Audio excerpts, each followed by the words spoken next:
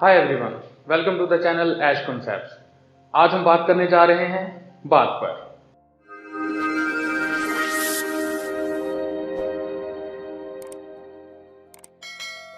तो जब हम बात करते हैं तो हम क्या करते हैं कि हम अपने कुछ ख्यालों, कुछ सोचों, कुछ जज्बात का इजहार करते हैं। ये इजहार कैसे करते हैं कि हम अपने उन ख्यालों और सोचों को लफ्ज़ों में कन्वर्ट कर देते हैं और एक जुमला हम बोल देते हैं। इसी जुमले को इंग्लिश में हम कहते हैं सेंटेंस। सेंटेंस क्या हुआ कि अल्फाज का वो मजमूआ जो किसी सोच, किसी ख्याल, किसी जज्बात का इजहार करे, बयान करे, वो सेंटेंस कहलाता है। क्लियर होगी बात। अब अगर हम अपनी पूरी दिन की तमाम बातों को जमा करें तो हमें पता लगता है कि हम 4 तरह की बातें करते हैं। या तो हम किसी चीज के बारे में कुछ बयान करते हैं, या हम कुछ पूछते हैं, या हम किसी चीज का हुक्म देते हैं, या रिक्वेस्ट करते हैं, और चौथे नंबर पर हम अपनी किसी जज्बे का इजहार करते हैं। हमारे पूरे दिन की बातें इसी पैरामीटर के अंदर होती हैं। तो जब हम कोई बात बयान कर रहे होते हैं, इसे कहते हैं असर्टिव, और जब हम कुछ चीज पूछ रहे होते हैं, इसे कहते हैं नरेटिव। जब हम हुक्म दे रहे होते हैं, जैसे ओपन द डोर वगैरह वगैरह वगैरह, तो इसको हम कहते हैं इंपेरेटिव। और चौथे नंबर पर जब हम अपने जज्बात का इजहार करते हैं, उसको कहते हैं एक्सक्लेमेटरी। तो यही 4 टाइप्स हमारे सेंटेंस की होती है। क्लियर होगी बात। अब जब हम कोई जुमला बोलते हैं तो 2 चीजें करते हैं। एक तो हम किसी शख्स या चीज का नाम लेते हैं, दूसरा हम उसके बारे में कोई बात करते हैं। जैसे कि अगर मैं बात करूं कि अली जो है वो बहुत मेहनती है, तो मैंने क्या किया, मैंने कहा कि अली इज हार्ड वर्किंग। यहां पर अली क्या है, सब्जेक्ट, और इज हार्ड वर्किंग। सब्जेक्ट के बारे में जो भी बात, जो भी हम कहेंगे, जिस भी सोच का इजहार करेंगे, इस तमाम को हम कहते हैं प्रेडिकेट। तो क्लियर हो गया प्रेडिकेट, कि सब्जेक्ट के बारे में जो भी बात कही जाएगी वो प्रेडिकेट कहलाएगी। अच्छा जी, अब हम बात करते हैं पार्ट ऑफ स्पीच पे।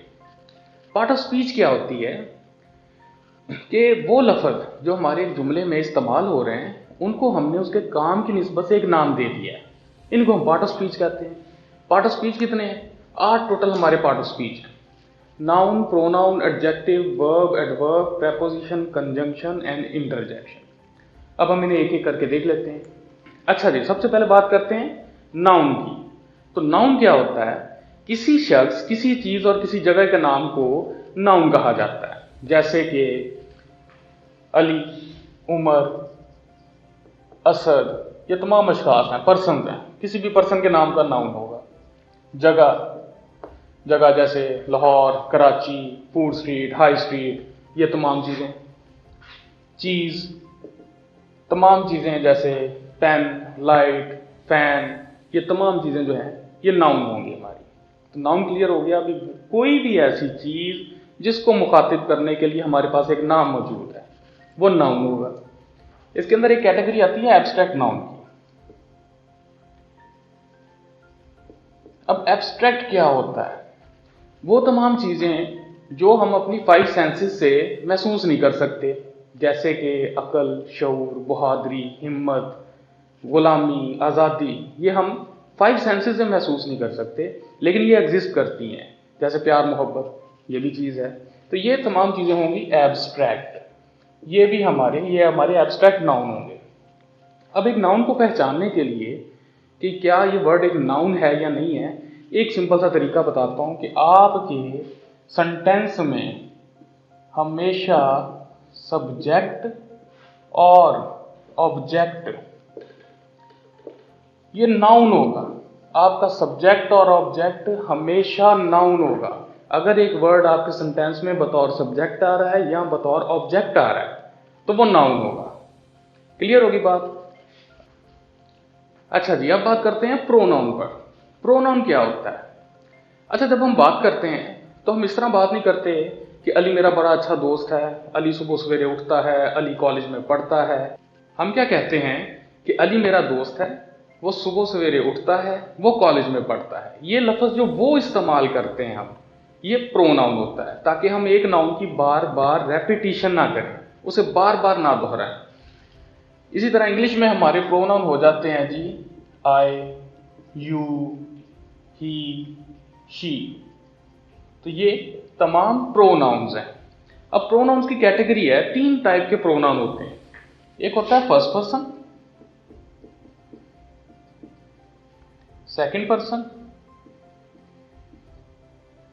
And third person.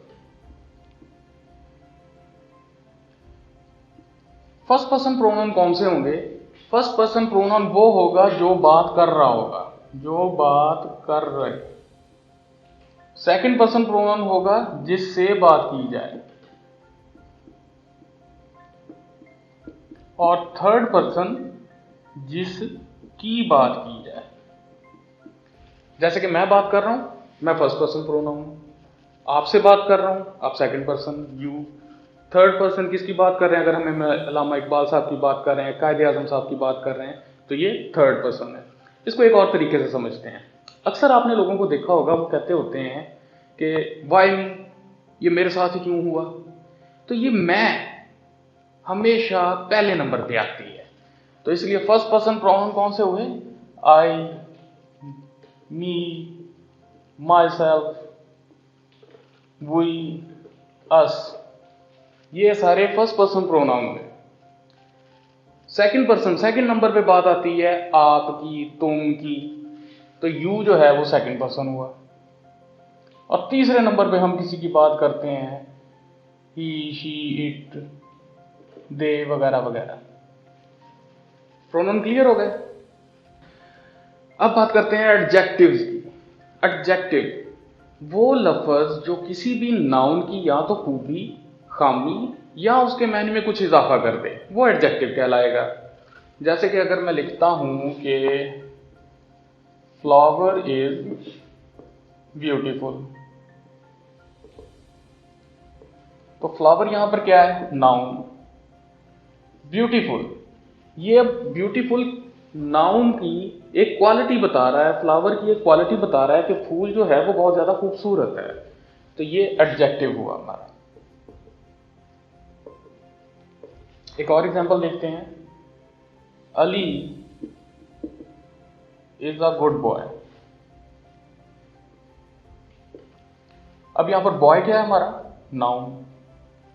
गुड क्या है? ये नाउन को क्वालिफाई कर रहा है, उसकी एक खूबी बता रहा है कि वो एक अच्छा लड़का है, इसलिए ये एडजेक्टिव हुआ। क्लियर हो गया? अब बात करते हैं वर्ब की। वो लफ्ज जो किसी काम के करने या होने को जाहिर करे, जैसे कि खाना, पीना, रोना, दौड़ना, घूमना, फिरना। ये तमाम के तमाम वर्ड्स हैं, तमाम एक्शंस वर्ड जितने भी होंगे आपके, वो वर्ब कहलाएंगे। जैसे कि मैं लिखता हूं कि ही वॉक्स। अब ये वॉक, चलना, ये वर्ब है। मैं लिखता हूं कि जी I am reading a book. Reading, पढ़ना, ये वर्ब है। तो वो अल्फाज जो किसी काम के होने या करने को जाहिर करें, वो वर्ब कहलाते हैं। दूसरी, वर्ब एक और काम करता है, ये किसी नाउन की स्टेट को भी बताते हैं, उसकी कैफियत और उसकी हालत को भी बताते हैं। वो कैसे? एग्जाम्पल देखें कि he has a good memory.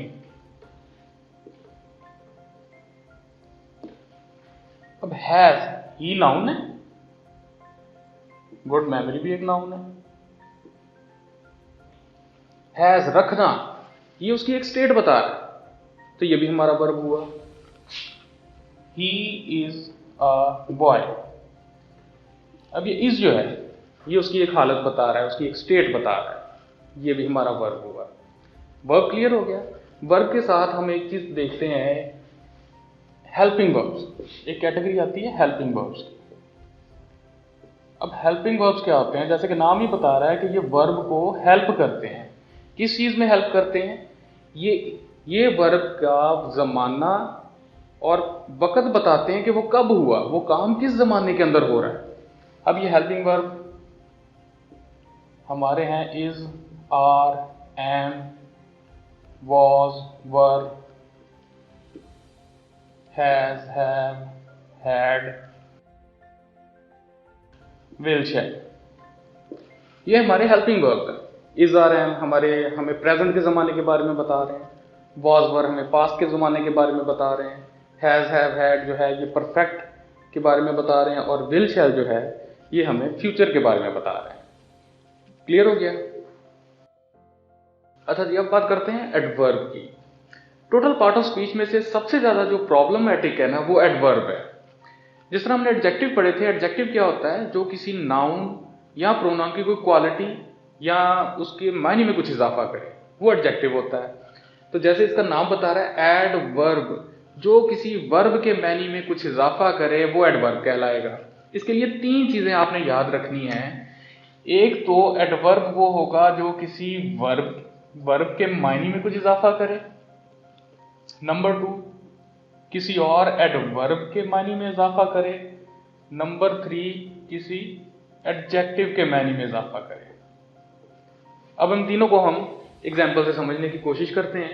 जैसे मैं लिखता हूं कि ही वॉक स्लोली, यहां पर ही जो है ये नाउन है, वॉक्स वर्ब है हमारा। अब स्लोली बयान कर रहा है, ये बता रहा है कि उसकी चाल जो है वो बहुत सुस्त है, चाल उसकी सुस्त है।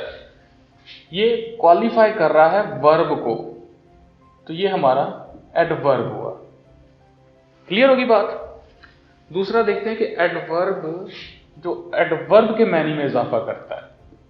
अगर मैं ये कहूं कि ही वॉक्स वेरी स्लोली,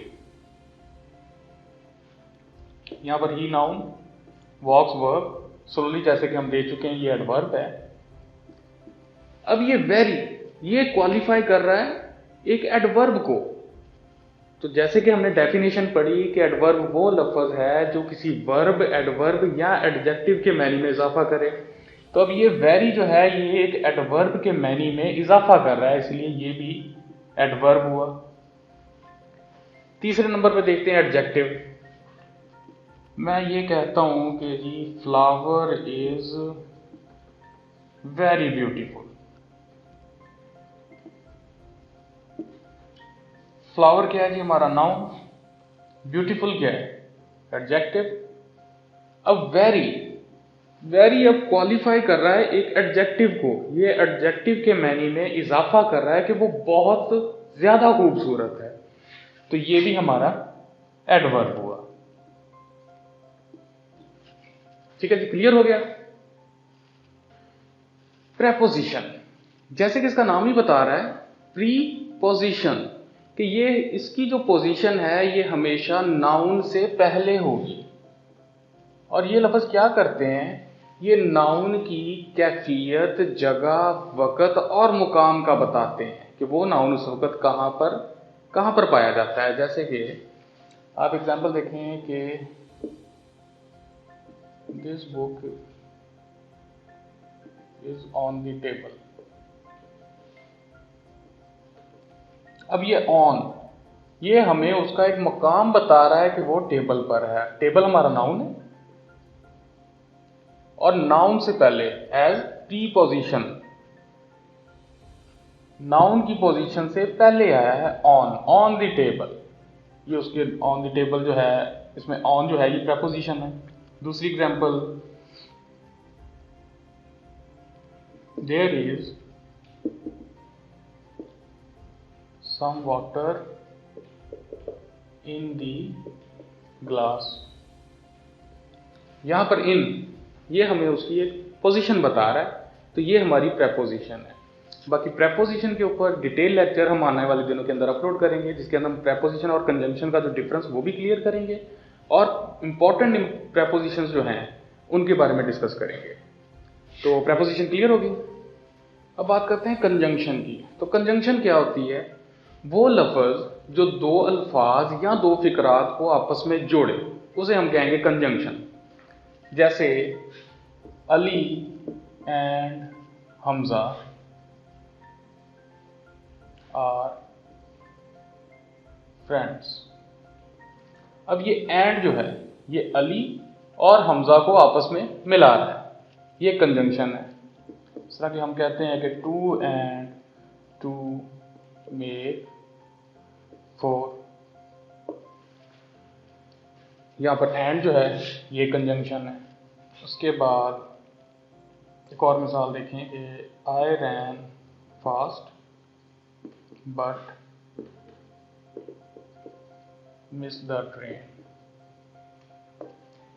यहाँ पर इन दो फिक्रों को, दो क्लॉजेस को जो है वो बट आपस में कनेक्ट कर रहा है। तो ये बट, एंड, और, ईदर, नेदर, नॉर, ये तमाम की तमाम कंजंक्शन हैं जो दो वर्ड्स को, दो क्लॉजेस को और दो सेंटेंसेस को आपस में मिलाते हैं। अच्छा, ये कंजंक्शन जो है ना ये बड़ी बावफा होती है। ये हमेशा वर्ड को वर्ड के साथ मिलाएगी, क्लॉज को क्लॉज के साथ मिलाएगी। कभी ऐसा नहीं होगा कि कंजंक्शन जो है किसी वर्ड को क्लॉज या सेंटेंस के साथ मिला दे। कंजंक्शन ने हमेशा वर्ड को वर्ड के साथ, क्लॉज को क्लॉज के साथ और सेंटेंस को सेंटेंस के साथ मिलाना है। क्लियर होगी? अच्छा जी, लास्ट वन, इंटरजेक्शन। इंटरजेक्शन क्या होती है? वो लफ्ज जो हम अपने किसी खुशी या गमी के जज्बात को इजहार करने के लिए इस्तेमाल करते हैं, इंटरजेक्शन कहलाते हैं। जैसे हम कहते हैं hurrah we won the match. जैसे alas she is dead and alas I am undone. तो ये वर्ड्स हुर्रा, अल्लास, ये जो एक सडन खुशी या सडन गमी को जो है जाहिर कर रहे हैं, ये इंटरजेक्शन कहलाते हैं। होप कि आपको वीडियो पसंद आई होगी। Thanks for the watching.